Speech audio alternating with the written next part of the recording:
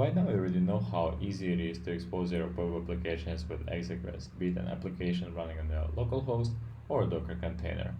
And today we're going to talk more about the CDN feature of Exogress. We will configure Exogress so it will distribute traffic from S3 bucket and cache the responses on the servers on the gateways of the Exogress. As you can see, we have already created one bucket over here. The next step for us is in our admin, in Exogress admin, we need to create a parameter that would stand for AWS credentials. I already have them in my buffer, so I just add it here. So as you can tell, this will enable us to access the private bucket on AWS. Perfect. Next step is our project config. I have already created one here and I'll just walk you through what it does. So we use the default mount point with the S3 bucket handler type with enable cache. And as you can see, we have specified the bucket over here, which is exactly the bucket we're using.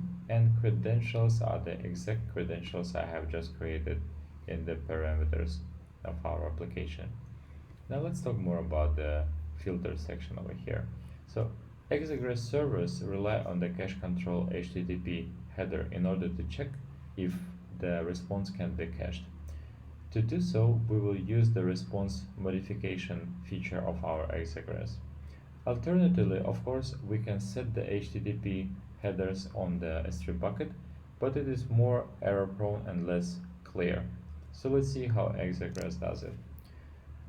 We insert the cache control header whenever there is a successful response.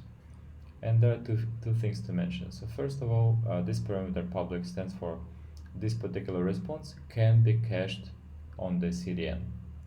And this parameter here, max age, stands for the duration, how long can we cache this particular response. And over here, it means 24 hours, but you can configure it. So once you have created that, Exogress gateways will cache the response from S3 bucket. And let's see how it works in real life. So I'll just reload the page.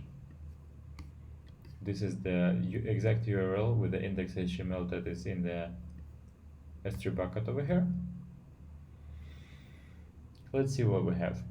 So as you can see, we have modified the header by adding the cache control, which is exactly as we have in our project configuration. That's one. Now, if I refresh the page, I will see a line over here saying XG Edge cached 1, which means this time I received this page not from the S3 bucket, but from Exogress gateway. So as a user, I enjoy faster load and lower latency. That's it. This is how easy it is to configure your CDN feature with Exogress. Hope you enjoyed it. Thank you.